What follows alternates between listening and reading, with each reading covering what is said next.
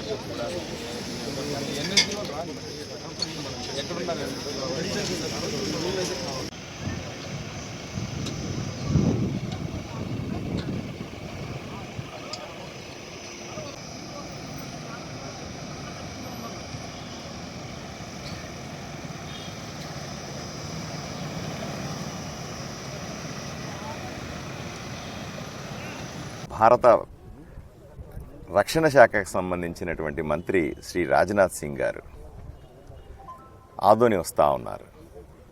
ఆదోనిలో భారతీయ జనతా పార్టీ అభ్యర్థిగా, ఉమ్మడి అభ్యర్థిగా, తెలుగుదేశం, జనసేన, భారతీయ జనతా పార్టీ అభ్యర్థిగా నేను పోటీ చేస్తూ ఉన్నాను.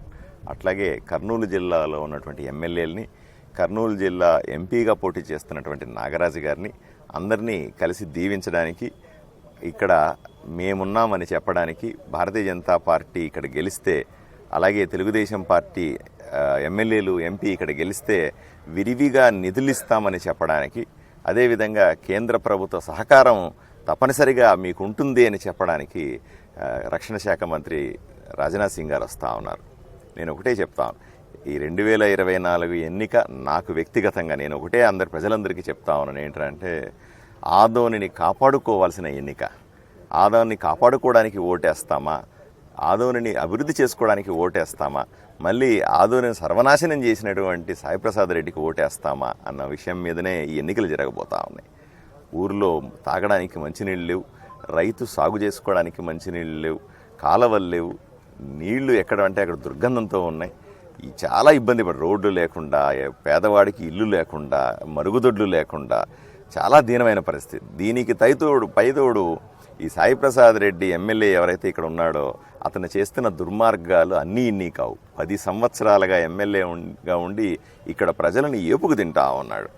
రౌడీజం చేస్తాడు, గూండాయిజం చేస్తాడు, విలువైన స్థలాలను ప్రజల దగ్గర నుంచి దోచుకుంటాడు. ప్రజలు విసిగిపోయినారు, వాళ్ళు వీళ్ళు అంటాడు. అలా ఏమైనా ఎక్కువ మాట్లాడితే హిందూ ముస్లిం గొడవలు అంటాడు. ముస్లిమ్స్ ఎవరు కూడా భారతీయ జనతా పార్టీకి ఓటేయరు అంటాడు. ఎందుకు వేయరు? ముస్లింలు ఈ ఊరిలో బాగు కావాలని కోరుకోవట్లేదా? ఇక్కడ సాయిప్రసాద్ రెడ్డి చేస్తున్నటువంటి అన్యాయాలని ముస్లింలు ఎందుకు సహిస్తారు? అందరికంటే ఎక్కువ వాళ్లే విసిగిపోయి ఉన్నారు.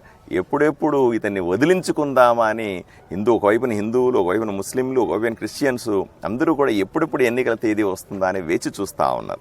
దాంతోపాటు కేవలం అతను దింపేస్తే సరిపోదు. ఎమ్మెల్యేగా అతను దింపేయడం ఒక భాగం మాత్రమే. రెండవ భాగం కర్నూలు జిల్లాని, ఆదోనిని పునర్నిర్మించుకోవాలంటే నిధులు కావాలంటే రాష్ట్ర ప్రభుత్వం కొన్ని నిధులు ఇవ్వచ్చు.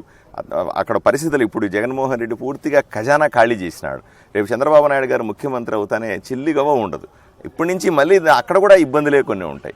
అవసరమైన సమయంలో కేంద్ర ప్రభుత్వ సహకారం రాష్ట్రానికి కానీ, ఇటు కర్నూలు జిల్లాకు కానీ, మరీ ముఖ్యంగా నేను గెలుస్తున్నటువంటి ఆదోని పట్టణానికి, ఆదోని నియోజకవర్గానికి అత్యవసరం.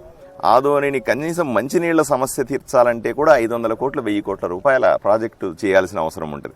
మిగతావన్నీ కలిపి ఒకసారి ఆలోచన చేయండి ఎన్ని డబ్బులు అవుతాయో. మళ్ళీ పాడైపోయిన ఆదోనిని వెంటిలేటర్ మీద ఉండి అని చెప్తా ఉంటాం ప్రజలందరికీ కూడా. దీన్ని మళ్ళీ పునర్నిర్మించుకోవాలి. ఒకప్పుడు రెండవ బాంబేగా ఉన్నటువంటి ఆదోనిని మళ్ళీ ఆ స్థాయికి తీసుకురావడం కూడా ఆషామాషి వ్యవహారం కాదు. దానికి తప్పనిసరిగా 2-3 సంవత్సరాలు కనీసం పనులని మొదలు పెట్టడానికి అవుతుంది. కానీ మేము కాన్ఫిడెంట్గా ఉన్నాం. తప్పనిసరిగా కేంద్ర ప్రభుత్వ సహకారంతో చంద్రబాబు నాయుడు గారు ముఖ్యమంత్రి అవుతారు. ఆయన సహకారంతో ఆదోనిని తప్పనిసరిగా మళ్ళీ పునర్నిర్మించుకుంటాం. ఆదోనిని ఇంతకుముందు ఏ స్థాయిలో ఉందో ఆ స్థాయిలోకి తీసుకెళ్తామనే నమ్మకం మాకుంది. ప్రజలు కూడా మమ్మల్ని విశ్వసిస్తూ ఉన్నారు. ప్రజలు ఎక్కడ పోయినా సరే బ్రహ్మరథం పట్టుతూ ఉన్నారు. మా దగ్గరకు వచ్చి సమస్యలు చెప్పుకుంటా ఉన్నారు. మీరు ఎమ్మెల్యే అయితే ఈ పని చేయాలి, ఆ పని చేయాలని పేపర్లు ఇస్తూ ఉన్నారు మాకు.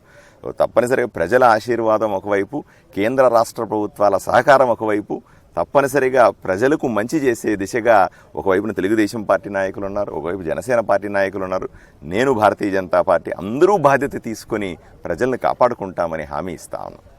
అంతేకాదు రేపు కార్యక్రమం వివరాలు కూడా ప్రజలకు తెలియజేయాల్సిన అవసరం ఉంది. రాజ్నాథ్ సింగ్ గారు 3 గంటలకు ఇక్కడ హెలిప్యాడ్లో దిగుతారు, ఆదోనిలో దిగుతారు. 3 గంటల నుంచి 4 గంటల వరకు కూడా రోడ్ షో జరుగుతుంది.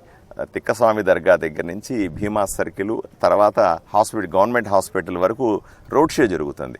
మధ్యలో భీమా సర్కిల్, ఎన్టీఆర్ సర్కిల్ దగ్గర ఒక సభను ఏర్పాటు చేస్తూ ఉన్నాం.